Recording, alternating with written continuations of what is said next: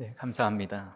또 우리 성도님들은 다 겸손하셔서 간증을 다 안으로 품고 계시지만 또 이렇게 용기를 내셔서 간증해 주셔서 참으로 감사합니다.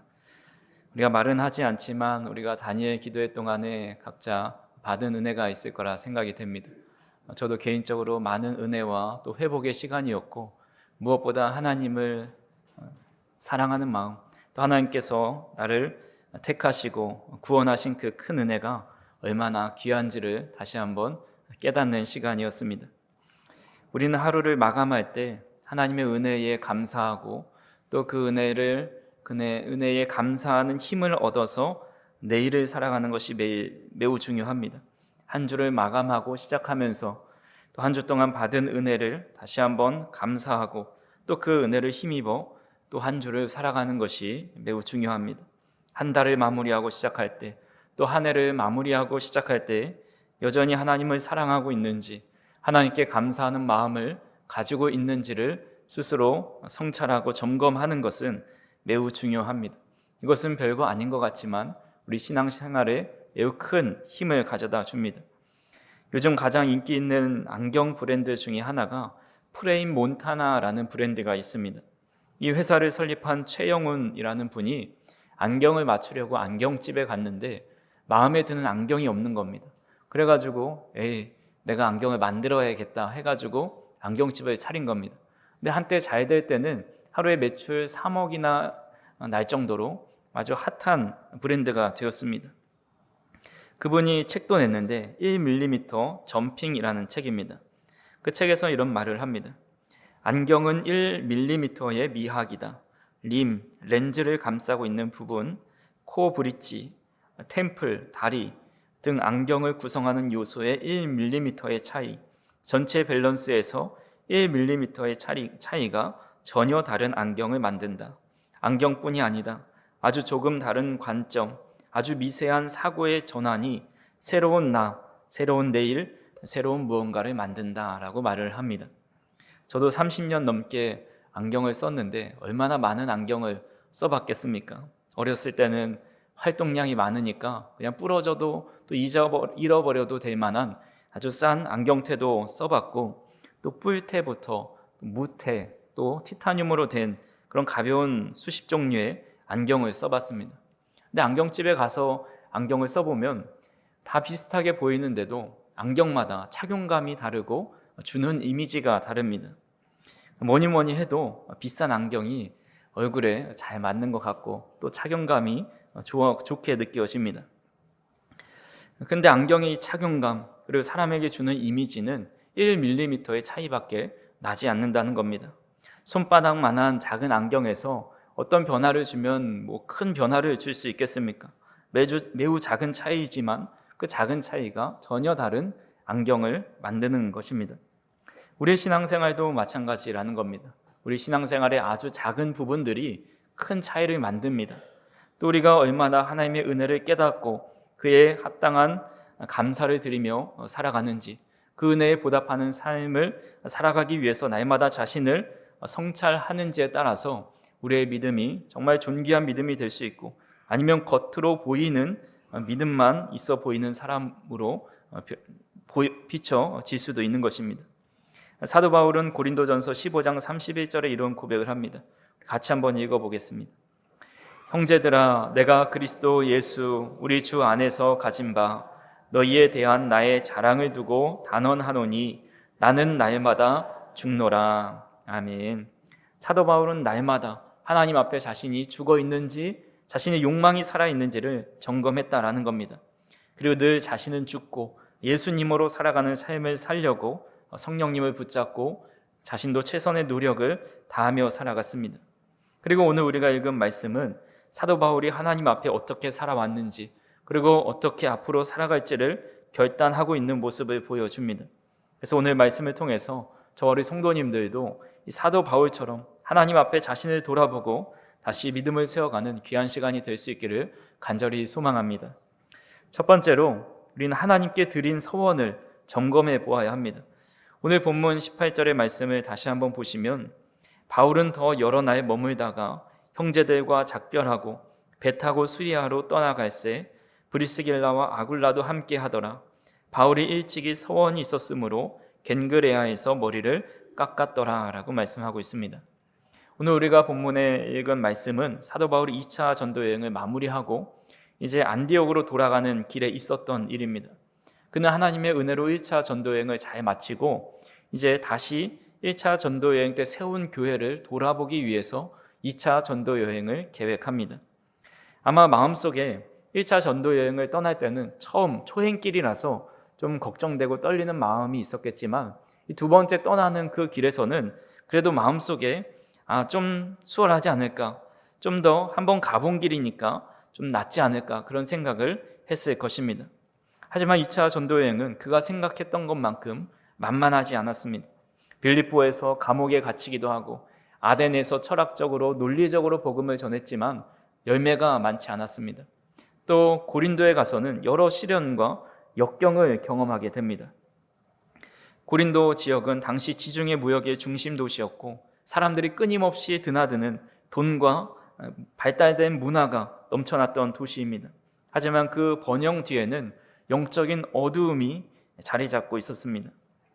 그래서 고린도 교회는 도덕적으로 무너진 도시, 영적으로 타락한 도시, 진리가 아닌 욕망을 따라 살아가는 도시였습니다.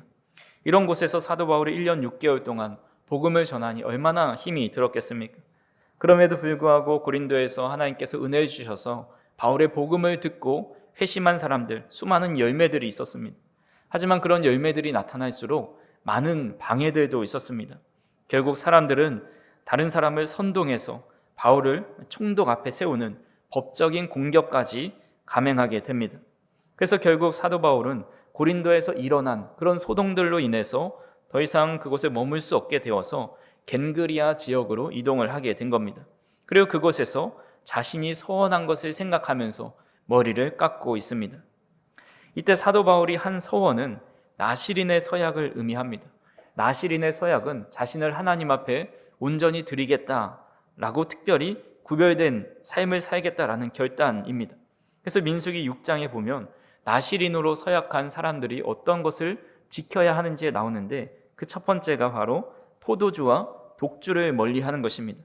민수기 6장 3절에서 4절을 보시면 포도주와 독주를 멀리하며 포도주로 된 초나 독주로 된 초를 마시지 말며 포도즙도 마시지 말며 생포도나 건포도도 먹지 말지니 자기 몸을 구별하는 모든 날 동안에는 포도나무 솟아는 씨나 껍질이라도 먹지 말지며 라고 말씀하고 있습니다. 독주는 물론이고 포도주, 포도즙, 생포도, 또 건포도, 포도나무의 씨나 껍질까지도 먹지 않기로 서원하는 것이 바로 나시린이 지켜야 할 중요한 서약 중의 하나입니다. 우리는 포도주를 술로 생각하지만 유대인들은 포도주는 같이 식사 때 먹는 물과 같습니다. 팔레스타인 대부분은 물은 석회수였습니다. 물이 우리처럼 샘물, 이렇게 맑은 물이 나오는 것이 아니라 이 탁한 물이 나옵니다. 제가 러시아에 있을 때도 그 수돗물을 틀면 누런 물이 나왔습니다. 이 석회수가 같이 섞여 있는 거죠. 그래서 그 물로 머리를 감으면 탈모가 온다 그러고 또 그 물로 양치를 하면 이빨이 다 나중에 가서 뽑힌다고 합니다. 그래서 저는 거기서 양치를 할 때도 생수를 가지고 양치를 했던 기억이 나는데 그것을 먹는 것은 아주 몸에 탈이 나게 되고 몸에 그것이 이렇게 쌓이게 되면 나중에 큰 병으로 오기 때문에 절대 그 물을 그냥 마시지 않았습니다. 유대인들도 마찬가지로 주식인 빵을 먹으면서 그 탁한 물을 웬만해선 잘 먹지 않고 포도주를 마시는 것이 반주의 개념이 아니라 식사할 때 마셔야 하는 물의 개념이었습니다.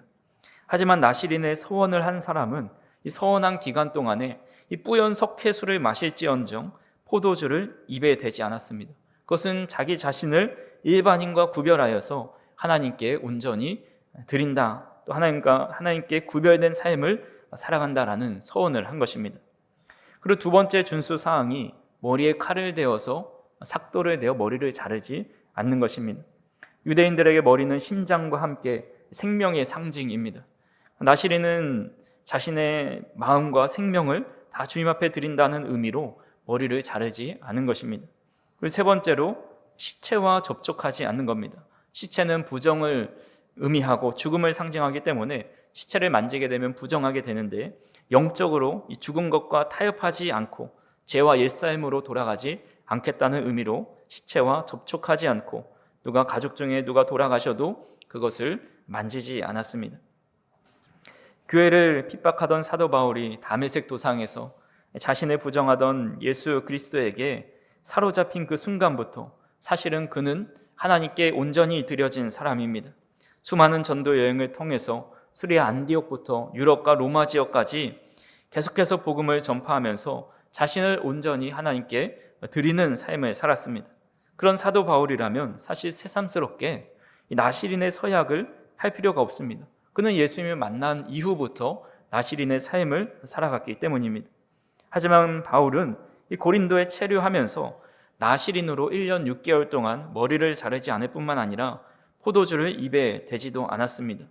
그가 그렇게 본래도 나시린처럼 살아갔던 그 사람이 이렇게 특별히 고린도에서 자신을 하나님 앞에 온전히 드리기로 서원한 것은 그 고린도의 음란하고 또 영적으로 방해하는 것들로부터 자신을 더 철저하게 구별하고 하나님의 뜻대로 살아가기 위해서였습니다. 하나님의 은혜를 알고 세상과 구별되어 하나님이 기쁨이 되길 원하는 사람은 늘 마음으로 또 믿음으로 하나님 앞에 자신을 구별하며 살아갑니다. 바울이 디모데에게 이런 내용의 편지를 썼습니다.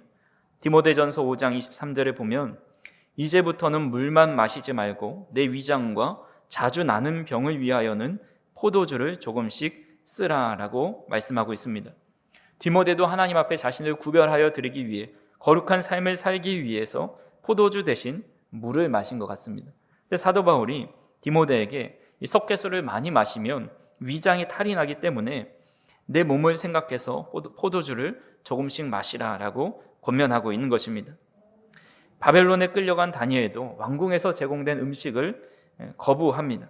다니엘서 1장 8절에 보면 다니엘은 뜻을 정하여 왕의 음식과 그가 마시는 포도주로 자기를 더럽히지 아니하리라 하고 자기를 더럽히지 아니하도록 환관장에게 구하니라고 말씀하고 있습니다.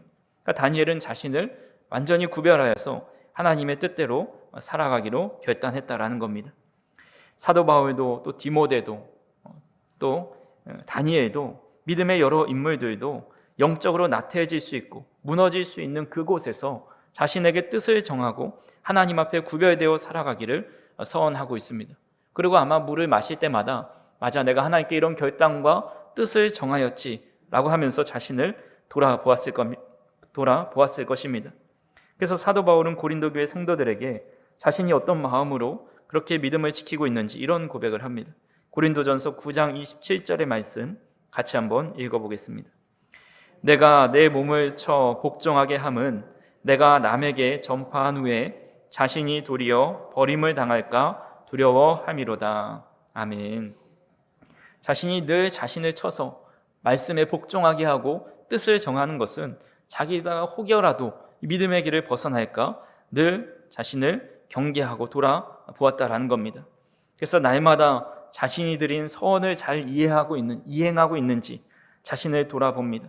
그리고 그렇게 서원을 1년 6개월 동안 고린도의 그 어려운 환경 속에서도 잘 이행하고 나서 갱그레아로 돌아와서 머리를 깎고 있는 것입니다. 하물며 우리는 어떻습니까? 우리는 고린도와 같은 도시, 또 바벨론과 같은 시대를 살아갑니다. 우리는 육신의 생각과 늘 악한 생각과 하나님을 떠나는 그런 삶을 살아가면서 가만히 우리를 내버려 두면 늘 죄악의 습성을 쫓아 살아갈 수밖에 없는 존재입니다. 에덴 동산에 살아가도 죄를 짓고 믿음을 지키기 어려운데 그런 고린도와 같은 도시, 바벨론과 같은 시대 속에서 믿음을 지키며 살아가는 것은 더 어렵다라는 것입니다. 그렇게 우리가 믿음의 결단 없이는 하나님이 기뻐하시는 길을 온전히 걸어갈 수가 없습니다. 날마다 우리 자신을 돌아보고 내가 하나님께 받은 은혜를 기억하면서 내가 그때 하나님 뜻대로 살기로 결단했었지, 내가 하나님께 이렇게 헌신하기로 다짐했었지, 내가 하나님 은혜를 주셔서 내가 하나님의 뜻대로 살아가겠다고 하나님 앞에 다짐하고 서원하고 약속했던 것들을 우리는 늘 돌아보면서 이 시대를 살아가야 한다라는 것입니다. 그럴 때 고린도와 같은 음란한 도시, 우리를 유혹하는 여러 환경 속에 살아간다 할지라도 그때 받았던 은혜와 드렸던 서원을 기억하면서 믿음의 길을 온전히 걸어갈 수 있다는 겁니다. 간절히 바라기는 우리 각자 하나님께 드린 결단과 은혜의 도전들이 있습니다. 그 다짐을 늘 기억하면서 과연 내가 그 다짐대로 하나님께 드린 약속과 서원대로 잘 살아가고 있는지를 날마다 점검하고 성찰할 수 있는 저와 우리 성도님들이 되기를 간절히 소망합니다. 두 번째로 새 마음으로 다시 믿음의 길을 걸어가야 합니다. 오늘 본문에 또 하나 눈에 띄는 말씀이 18절에 바울이 머리를 깎았다라는 기록입니다. 이것은 대단한 기적이나 어떤 사건이 아니지요. 어떤 병든 사람이 고침을 받았다거나 죽었던 사람이 살아났다거나 바다를 건넜다거나 이런 내용이 아닙니다. 예수님도 아마 어린 시절에 또 자라나시면서 머리를 자르셨을 겁니다. 근데 예수님이 머리를 잘랐다라는 기록이 없는데 매우 사소해 보이고 일상에 자주 일어나는 머리 자르는 일을 성경에 기록해 놓았습니다. 우리가 머리를 자르는데 몇 가지 이유가 있죠. 우선은 멋을 내기 위해서 머리를 자를 때도 있고, 취업이나 면접, 중요한 자리에 가게 될 때에 용모를 단정하게 하기 위해서 자를 때도 있습니다. 때로는 기분 전환을 위해서 헤어스타일을 바꿀 때도 있죠. 우리 젊은 여성들이 긴 머리를 짧게 자를 때는 무슨 심경에 변화가 있을 때가 많이 있습니다. 박정현이라는 가수가 부른 곡 중에 미장원에서라는 곡이 있는데 그 가사의 한 소절을 보면 나 이제 머리를 자르며 새로운 삶을 준비한다라는 구절이 있습니다. 사랑하는 연인과 헤어지고 이제 머리를 자르고 새로운 삶을 준비한다는 내용입니다. 새로운 삶을 살아가리라는 다짐을 하면서 머리를 자르고 꼭 연인과의 헤어짐이 아니어도 새로운 다짐을 하면서 또 새로운 기분을 내기 위해서 머리를 자릅니다. 머리를 자르는 것만으로도 우리는 마음이 새로워질 때가 있죠. 또 새로운 용기가 생기기도 하고 새로운 다짐이 이루어지기도 합니다. 유대인들도 마찬가지입니다. 나시린으로 살아가기로 결단하면서 머리를 안 자르지만 그 기간이 끝나고 나면은 그 다음에 머리를 자릅니다. 민수기 6장 18절에 보시면 자기의 몸을 구별한 나시린은 회막문에서 자기의 머리털을 밀고 그것을 화목제물 밑에 있는 불에 둘지며라고 말씀하고 있습니다. 나시린 기간 동안에 나시린으로 서원한 기간 동안에는 머리를 자르지 않다가 그 약속한 기간이 차면은 이제 그동안 길렀던 머리를 자릅니다. 그리고 중요한 것이 여기서 화목제물과 함께 불에 태우는 겁니다.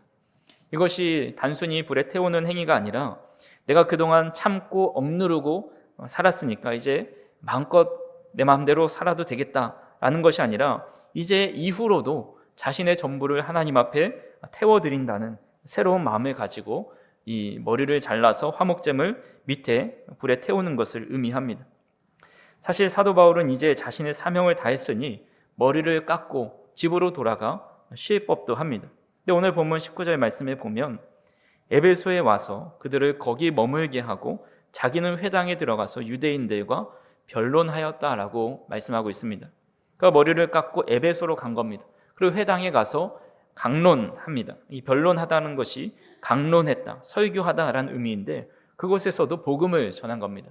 근데 에베소 사람들이 우리와 좀 더 머물러 있어 달라고 하지만 앞으로 이후에 일정이 있어서 그곳에 더 이상 머물지 못하고 가이사라를 거쳐서 안디옥으로 돌아갑니다. 그러니까 안디옥은 2차 전도 여행을 시작한 곳인데 다시 출발지로 돌아갔다는 것은 2차 전도 여행을 마무리 지었다라는 겁니다. 근데 여기서 중요한 포인트가 있는데 바로 출발점으로, 다시 시작점으로 돌아갔다는 것입니다.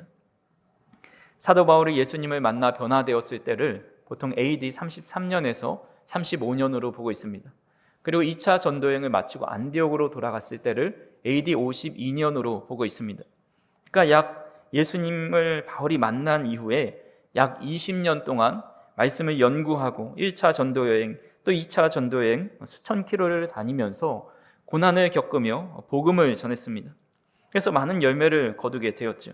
이 정도 애썼으면 이제 예루살렘으로 돌아가서 자신이 그동안 행했던 그런 무용담을 이야기하면서 초대교회 안에서 머물고 또 지원을 받으면서 편하게 쉴 수 있었습니다.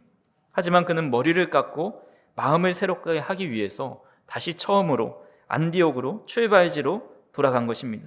그리고 23절에 보니까 얼마 있다 떠나 갈라디아와 부르기아 땅을 차례로 다니며 모든 제자를 굳건하게 하니라 라고 말씀하고 있습니다. 여기서 얼마 있다가를 학자들은 일반적으로 한 3개월 전으로 보고 있습니다. 그러니까 사도 바울은 20년 가까이 복음을 위해 헌신했고 또 수많은 업적을 쌓아서 이루어 놓았다면 좀 더 쉬고 여유를 가질 수 있었지만 그는 3개월 정도 머물다가 다시 3차 전도 여행을 떠나게 됩니다. 이런 바울의 모습은 우리가 어떤 자세로 신앙생활을 해야 되는지를 잘 알려주고 있습니다. 우리는 올 한 해 많은 수고와 애씀이 있었습니다. 또 하나님께 많은 은혜도 받았습니다. 그리고 지난 3주 동안 하나님의 크신 은혜를 경험했습니다. 근데 열심을 다해 신앙생활 한 것, 또 많은 은혜를 받고 3주 동안 더 큰 은혜를 받은 것이 이제 올 한 해 받은 은혜는 다 받았다, 내가 이제 안심해도 된다, 할 만큼 했다 라고 생각할 수 있습니다.